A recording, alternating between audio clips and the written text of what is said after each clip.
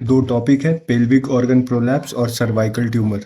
तो pelvic pelvic organ prolapse जो है उसका कुछ पार्ट बाकी है, जैसे जो पिछले वीडियो में हम लोग कवर नहीं कर पाए थे। एक्चुअली वो वीडियो रिकॉर्ड हुआ था लेकिन वो उसको अपलोड होना नहीं हो पाया। तो उसका जो वो प्रोलैप्स का जो पार्ट बाकी है वो है कॉम्प्लिकेशन और मैनेजमेंट। तो पहले इसको कर लेते हैं, उसके बाद हम लोग करेंगे सर्वाइकल ट्यूमर का जो छोटा सा पार्ट बाकी है वो इतना सारा है। तो उसके बाद ये वाला करेंगे। तो सबसे पहले हम लोग करते हैं पेल्विक ऑर्गन प्रोलैप्स। प्रोलैप्स का कॉम्प्लिकेशन। तो प्रोलैप्स में क्या होता था कि जो पेल्विक ऑर्गन है, जो यूट्रस यूट्रस का जो लोकेशन है वो उससे नीचे आ रहा है। ठीक है, तो क्या क्या कॉम्प्लिकेशन वो क्रिएट कर सकता है। तो देखिए, जो ब्लाडर है, ठीक है, ये आपका यूट्रस है। ठीक है, समझा। ये यूट्रस है, ये वजाइना है। ठीक है, ये रहता है तुम्हारा ब्लाडर और ये है तुम्हारा रेक्टम। ये क्या है? ब्लाडर। ठीक है, ये है तुम्हारा रेक्टम, ये है तुम्हारा यूट्रस, ये है तुम्हारा वजाइना। तो जब यूट्रस नीचे आता है तो साथ साथ में रेक्टम और ब्लाडर भी नीचे आता है। तो जब अगर रेक्टम नीचे आता है तो इसको हम लोग बोलते हैं रेक्टोसील। क्या बोलते हैं? रेक्टोसील। ठीक है संजीव। अगर ब्लाडर नीचे आता है तो उसको हम लोग बोलते हैं सिस्टोसील। तो अब ब्लाडर का काम क्या है? ब्लाडर का काम है यूरिन को होल्ड करना, और जब मतलब रिफ्लेक्स वैसा आएगा उसके हिसाब से मिक्चुरेशन होगा। तो अगर सिस्टोसील होगा, मतलब अगर ब्लाडर में कॉम्प्लिकेशन होगा तो क्या होगा? Difficulty in initiation of micturition. मतलब क्या होगा कि जब अब उसको सुसु करने जाना होगा तो उसको पहले क्या करना होगा? पहले यूट्रस को अंदर हाथ से डिपॉजिट करना होगा, मतलब अंदर वापस अपना भेजना होगा, उसके बाद वो मिक्चुरेशन कर पाएगी। ठीक है, उसके बाद रिटेंशन ऑफ यूरिन होगा। अगर यूरिन का रिटेंशन होगा तो इन्फेक्शन होगा, और रिटेंशन होगा तो स्टोन फॉर्मेशन भी होगा। अब रेक्टोसील का क्या होगा? रेक्टोसील में भी जैसा हम लोग ब्लैडर के बारे में सोच रहे हैं वैसा ही हम लोग रेक्टम के बारे में सोचेंगे। तो डिफिकल्टी इनिशिएशन होगा। ठीक है, फीकोलिथ का फॉर्मेशन होगा, जो मतलब स्टूल का जो हार्ड स्टूल है ना, उसका मतलब स्टोन टाइप का बन जाएगा। फिर venous congestion due to band of vagina around. अब देखो, होगा क्या ना कि क्या होगा कि जो आपका रेक्टम है, ठीक है, रेक्टम के चारों तरफ आपका वजाइना उसको घेर लेगा। तो क्या होगा, वहाँ वहाँ का वेनस ड्रेनेज नहीं हो पाएगा। क्या होगा? ब्लड ब्लड वहाँ से जो मतलब वहाँ पे डिऑक्सीजनेटेड ब्लड था वो हार्ट की तरफ जाना था। अब मान लो कि ये तुम्हारा वो था, रेक्टम था, इसके चारों तरफ पूरा वजाइना ऐसे कवर कर लेगा। तो अब क्या होगा, इससे जो डिऑक्सीजनेटेड ब्लड है वो जा नहीं पाएगा हार्ट की तरफ। तो डिऑक्सीजनेटेड ब्लड अगर कलेक्ट हो जाएगा एक जगह पे तो वहीं पे ना वेनस अल्सर बनता है, तो वेनस अल्सर बन जाएगा। तो कॉजेस वीनस अल्सर। अब देखो, एक चीज और होता है, स्ट्रेस यूरिनरी इनकॉन्टिनेंस। तो एक देख, ब्लाडर जो है वो यूरेथ्रा के साथ एक एंगल में रहता है। नॉर्मल एंगल कितना होता है? वो 80 डिग्री। मतलब क्या होता है ना कि जब आदमी खांसता है या फिर कोई स्ट्रेन पड़ता है तो क्या होता है, ये सीधा होने का ट्राई करता है। लेकिन एक मसल होता है, कौन सा मसल? प्यूबोकॉक्सीजियस। प्यूबोकॉक्सीजियस जैसे ये है ना, ये मान लो यूरेथ्रा है और ये पीछे में क्या है? ब्लाडर है। तो ये ऐसे एंगल में रहता है ना, तो जब खांसोगे तो ये बोलेगा कि हम ऐसे जाएंगे। ठीक है, तो ये इसको ऐसे होने से कौन रोकता है? प्यूबोकॉक्सीजियस मसल। ये जो टेढ़ा था तो यूरिन हमेशा वहां पे कलेक्ट रहता था। लेकिन अगर ये सीधा हो जाएगा तो क्या होगा? खांसेगा और कोई क्या होगा? यूरिन निकल जाएगा। तो ये जो टेढ़ा था इसको ऐसे ही रखने में कौन हेल्प करता है? एक मसल होता है प्यूबोकॉक्सीजियस। तो प्यूबोकॉक्सीजियस जो मसल है ना, वही तुम्हारा लिवेटर एनाई था, वो भी तुम्हारे यूट्रस का सपोर्ट देता था। अब अगर किसी को प्रोलैप्स हुआ है, इसका मतलब वो मसल वीक हो गया है। अगर वो मसल वीक हो गया है, इसका मतलब क्या है कि इसको ऐसे जाने से कौन रोकता था? प्यूबोकॉक्सीजियस। अब ये मसल वीक हो जाएगा तो ये क्या होगा? इसको रोक नहीं पाएगा ऐसे, तो क्या होगा? स्ट्रेट हो जाएगा। स्ट्रेट हो जाएगा तो जैसे ही खांसोगे तो सुसु निकल जाएगा। तो उसी को बोलते हैं हम लोग stress urinary incontinence. Pubococcygeus constrict on cough strain, so no incontinence. यहाँ पे क्या हो जाएगा? 110 डिग्री हो जाता है। ठीक है, मैनेजमेंट क्या करेंगे? मैनेजमेंट करेंगे हम देखो, इसका जो मैनेजमेंट है एज वाइज होता है, मतलब किस एज की पेशेंट आई है तुम्हारे पास उसके हिसाब से होता है। एक होता है कि मान लो जिसका जिसका फैमिली कंप्लीट है, तो एल्डरली होगा, तो उसका फैमिली कंप्लीट है तो बोलेंगे कि आपको यूट्रस का क्या काम है। तो उसका क्या करेंगे? Vaginal hysterectomy. क्या करेंगे? Vaginal hysterectomy with pelvic floor. तो उसका वीक हो गया है तो विथ पेल्विक फ्लोर रिपेयर। उसमें क्या करेंगे हम लोग? ये पूरा वजाइना के थ्रू हम लोग वेजाइनल हिस्टेक्टोमी मतलब इसके थ्रू अंदर जाएंगे, ठीक है, और इसको काट के निकाल देंगे यूट्रस को। ठीक है, यूट्रस को काट के निकाल दिए। तो अब जो है, अब मेरा वजाइना ऐसा बचा। फिर इसको क्या करेंगे, सूचर कर देंगे। सूचर नहीं करेंगे तो यहाँ से क्या होता है, तुम्हारा स्मॉल इंटेस्टाइन लार्ज इंटेस्टाइन है, ये अगर नीचे आ जाएगा, इसलिए सूचर करना हमको जरूरी है। इसी को हम लोग बोलते हैं वॉल्ट। क्या बोलते हैं इसको, वॉल्ट, वॉल्ट ऑफ वेजाइना। ठीक है, ये होता है treatment of choice for elderly women.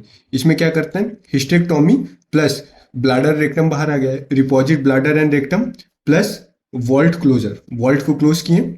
ठीक है, और वजाइना एंड सूचर। और क्या किए, तो तुम्हारा क्या था, पेल्विक फ्लोर रिपेयर करना है ना हमको, क्योंकि सारा मसल वसल तो रिपेयर करना है। तो एंटीरियर पेल्विक वॉल और पोस्टीरियर पेल्विक वॉल दोनों को रिपेयर करना है। तो एंटीरियर को रिपेयर करेंगे तो एंटीरियर कॉल्पोराफी, पोस्टीरियर को रिपेयर करेंगे तो पोस्टीरियर कॉल्पोपेरिनियोराफी, क्योंकि इसमें पेरिनियम भी रिपेयर करते हैं। ठीक है, तो एंटीरियर कॉल्पोराफी और पोस्टीरियर कॉल्पोपेरिनियोराफी को मिला के बोलते हैं पेल्विक फ्लोर रिपेयर। समझा।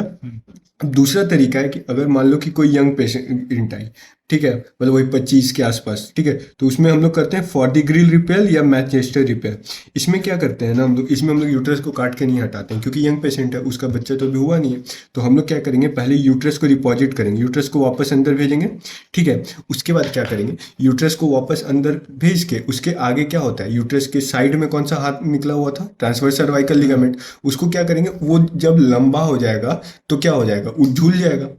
उसको छोटा करने का क्या उपाय, जैसे मान लो कि ये तुम्हारा वो था, ये तुम्हारा यूट्रस था, इसके यहाँ से क्या निकला था, ट्रांसवर्स सर्वाइकल, इसके यहाँ से ट्रांसवर्स सर्वाइकल। अब ये लंबा हो गया तो हमको इसको छोटा करने का क्या, तो जो यहाँ से ऐसे निकला था ना, हम इसको क्या करेंगे, आगे ले आएंगे, यहाँ रख देंगे। और जो यहाँ से ऐसे निकला था उसको हम लोग यहाँ से ऐसे ले आएंगे। तो ये क्या हो जाएगा, दोनों एक दूसरे में आके छोटा हो जाएगा, छोटा हो जाएगा तो टाइट हो जाएगा, टाइट हो जाएगा तो इसी को हम लोग बोलते हैं फॉर्डिग्रिल रिपेयर।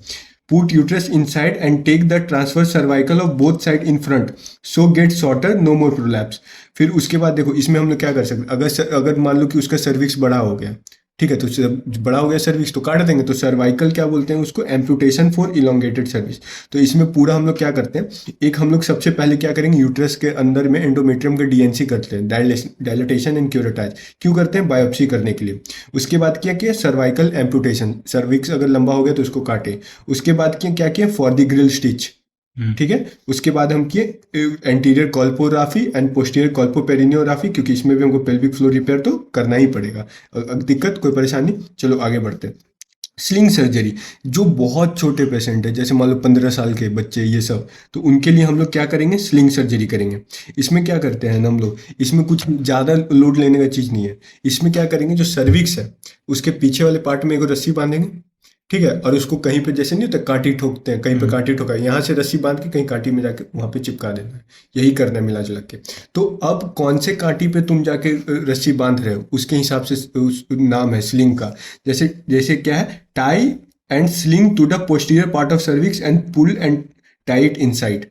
ठीक है, इसमें क्या है, अगर हम लोग एंटीरियर लॉन्गिट्यूडनल लिगामेंट में कांटी में अगर रस्सी मारे तो श्रीरौतकर, अगर एंटीरियर सुपीरियर इलियक स्पाइन में मारे तो खन्ना, और रेक्टस शीथ में मारे तो पुरेंडियर। ठीक है, यहाँ तक समझ आया, कोई दिक्कत, फिर से बताएं, कोई कंफ्यूजन। ठीक है, अब एक और जो हम लोग का पार्ट छूटा था वो है सर्वाइकल ट्यूमर का। सर्वाइकल ट्यूमर का छोटा सा पार्ट छूटा होता, ज़्यादा कुछ है नहीं, जितना भी कॉम्प्लिकेशंस था, जो भी मतलब था, सब कुछ वहाँ का ट्रीटमेंट कवर हो गया था। अब हम लोग बोले थे कि सर्वाइकल ट्यूमर में हम लोग रेडिएशन देते हैं, ठीक है, जब सीवियर हो जाता है। तो रेडिएशन कहाँ देते हैं, 2 पॉइंट होता है, पॉइंट ए और पॉइंट बी। ठीक है, रेडिएशन कहाँ देते हैं, ये होता है 2 centimetre lateral from external os, then 2 centimetre above. अब देखो, ये तुम्हारा क्या था, यूट्रस था, ये तुम्हारा वजाइना था, ठीक है, ये तुम्हारा क्या है, एक्सटर्नल ऑर्स है। तो इसके क्या करेंगे, 2 सेंटीमीटर इधर जाएंगे, कितना जाएंगे, 2 सेंटीमीटर लैटरल, फिर क्या जाएंगे, 2 सेंटीमीटर अबव। इसी को हम लोग बोल दिए कौन सा पॉइंट है, पॉइंट ए। ठीक है, यहाँ पे क्यों देते हैं, यहाँ पे यूरेटर और यूटेराइन आर्टरी आपस में क्रॉस करता है। तो पॉइंट ए पे हम लोग क्यों देते हैं, क्योंकि यूरेटर और यूटेराइन आर्टरी यहाँ पे क्रॉस करता है। तो अगर कैंसर डेवलप हो रहा है तो उसका ब्लड सप्लाई होगा ना, तो उसका ब्लड सप्लाई काटते हैं हम लोग। ठीक है, ठीक है, और फिर पॉइंट बी क्या होता है, point B is 3 centimetre lateral to point A. मतलब यहाँ से अगर 3 सेंटीमीटर और इधर जाएंगे तो पॉइंट बी, समझा? तो हम लोग रेडिएशन कहाँ कहाँ देंगे, पॉइंट ए पे और पॉइंट बी पे। तो पॉइंट ए पे कितना देंगे, 7500 टू 8000 रेडियस, और फिर पॉइंट ए पे कितना देंगे, 6000 रेडियन। क्यों? यहाँ पे पॉइंट बी पे क्या होता है स्पेशल, यहाँ पे ऑब्ट्यूरेटर लिम्फ नोड होता है। क्या होता है लिम्फ नोड होता है?